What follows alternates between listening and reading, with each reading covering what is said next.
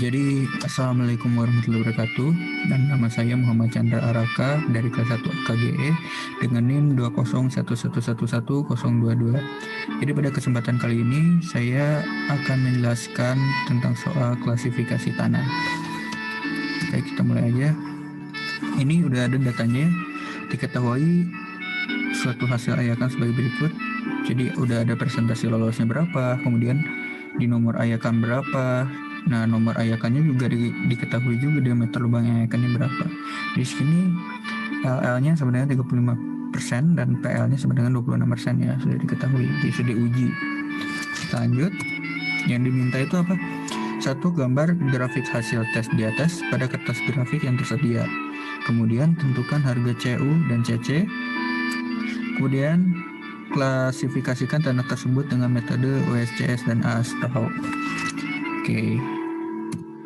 Nah, ini sudah digambar grafiknya. Jadi nanti itu ada kertas grafiknya. Kita bisa lihat sendiri di sini yang belah kiri ini.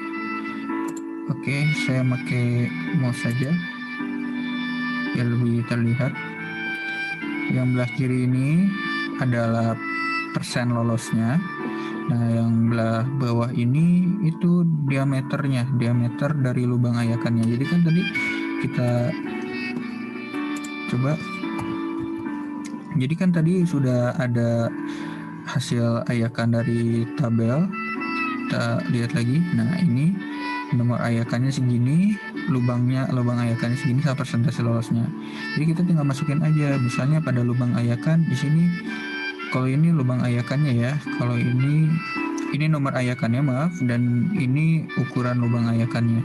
Misalnya pada nomor ayakan 10 nih, berapa persen ya yang lolos? Kita lihat lagi ke tabel tadi. Oh, ternyata yang lolos itu 100%, maka kita ambil sini 100%. Pada ayakan nomor 20, berapa ya yang lolos gitu kan? Ternyata 95%. Kita taruh nih kira-kira 95% di mana? Oh, di sini 95%.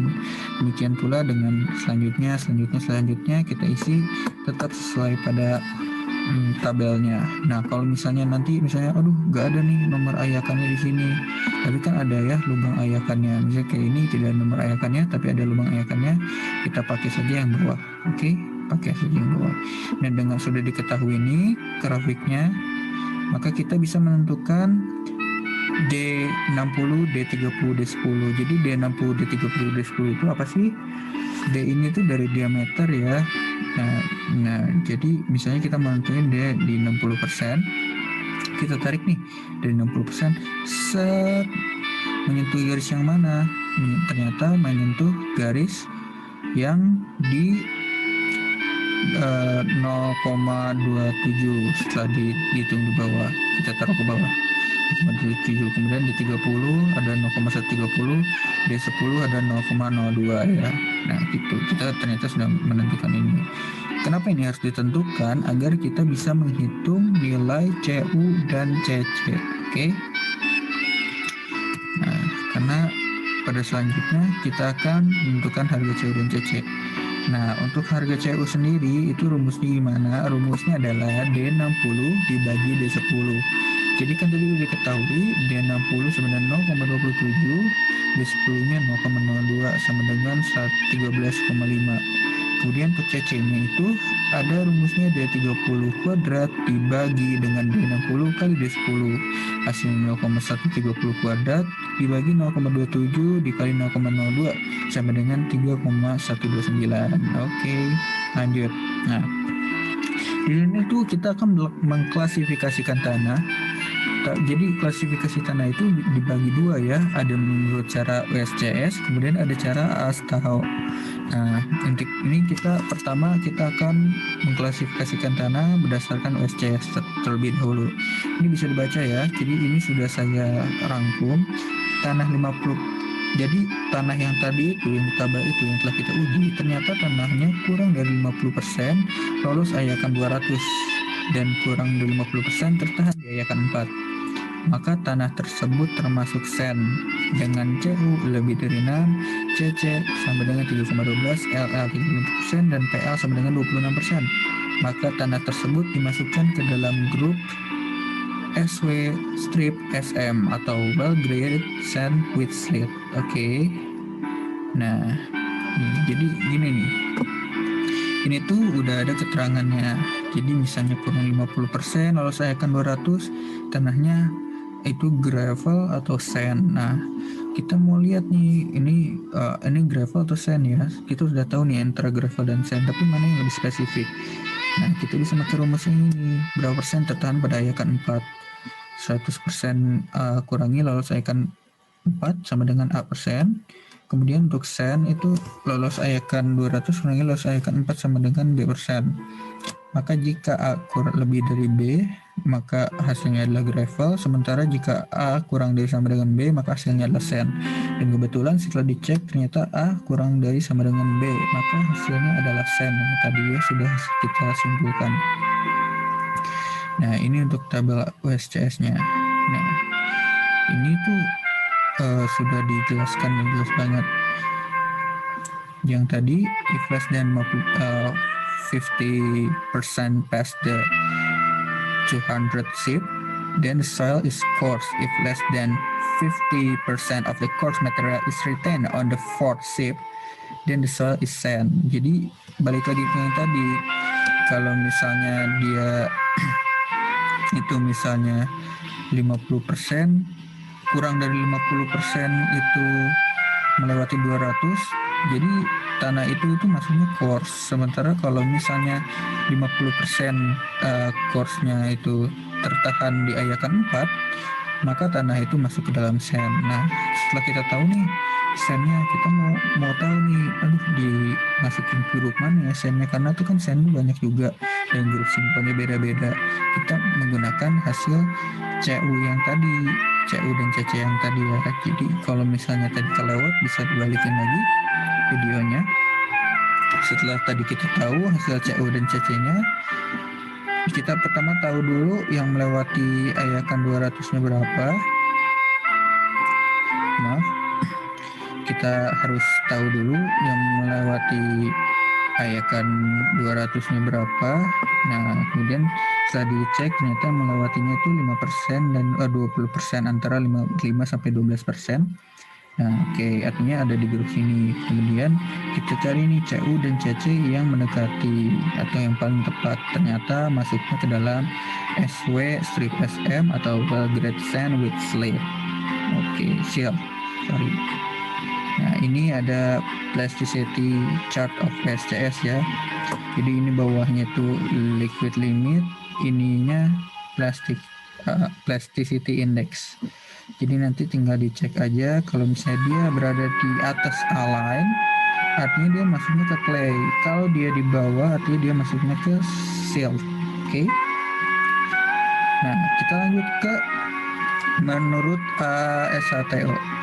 Nah, jadi tadi kan USCS, kalau sekarang menurut ASHTO. Misalnya nanti ditanya, aduh mending yang mana ya? Masing-masing punya peraturannya sendiri, jadi silahkan disesuaikan dengan kebutuhan, butuh menggunakan yang USCS atau menggunakan ASHTO ya.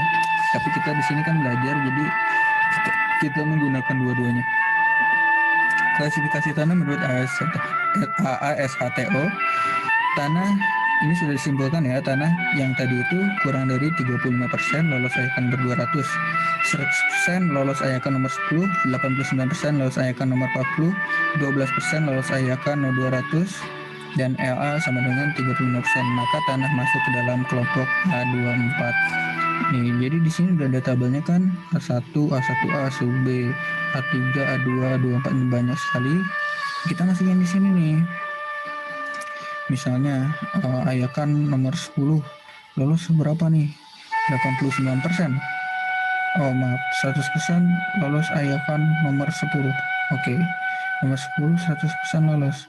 Ini 50% maksimal, artinya udah tidak termasuk. Masuk ke A1B tidak ada, ini juga ke sana tidak ada batasan ya. Nah, kemudian kita lihat pada ayakan nomor 40. Nih, yang lolos ayakan nomor 40 itu ternyata 89%. Ini cuma 30 maksimal. Ini dan tadi juga udah dicoret karena tidak masuk ya. Itu di sini 50 maksimal. Tidak mungkin. Nanti kita coret, kita sudah masuk di A3 51 min.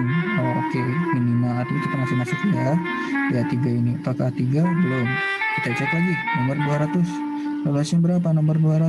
Ternyata 12% yang lolos ke nomor 200. Ini sudah dicoret, ini maksimal 10. Ternyata paling ini tuh di A24, A25, A26, A27. Dan LL-nya juga adalah 35%. Kita lihat ini 40 maksimalnya untuk LL-nya. Jadi sudah masuk di A24 aja ya, nggak perlu kayak kita ke A25, A26, A27. Oke, banyak. Jadi ini tanah sudah termasuk dalam kelompok A24. Oke. Lanjut. Nah, ini kita masuk lagi ke percobaan analisa ayakan. Jadi kita ada dua soal. Tadi soal pertama kita sudah beres. Ini kita soal yang kedua. Harus ada ayakannya, berat butiran yang tertahan, sigma berat tertahan, kemudian jumlah tertahan dan jumlah persen lolos. Anggapannya misalnya ini tertahan 12-13 ini sigmanya ya. Jadi 12-13 tambah 3412 4625. Ini sigmanya, jadi jumlah semua berat yang tertahannya gitu. Jadi jumlah tanahnya seginilah mungkin beratnya.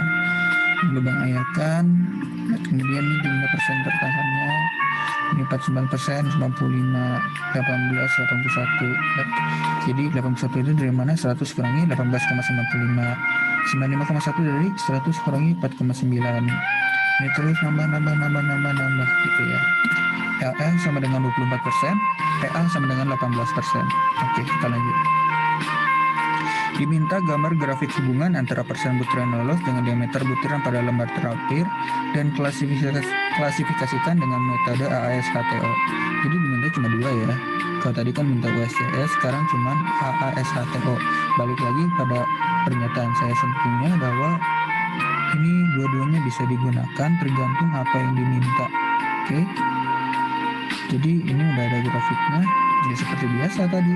Dan persen lolosnya berapa, kita masukin ini lubang ayakan, ini nomor ayakan, itu tinggal kita masukin aja kan, kita sama-samain, ini sudah aja grafiknya. Dan kemudian ini seperti biasa ada 60-nya, ada 30-nya, dan ada 10-nya. Oke.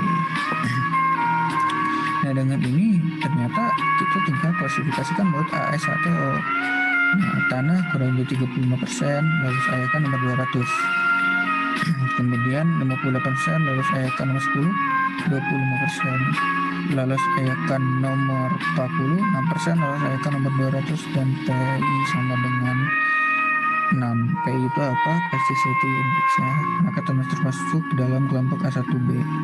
A1B kenapa nggak A1A? Kita balik lagi ya.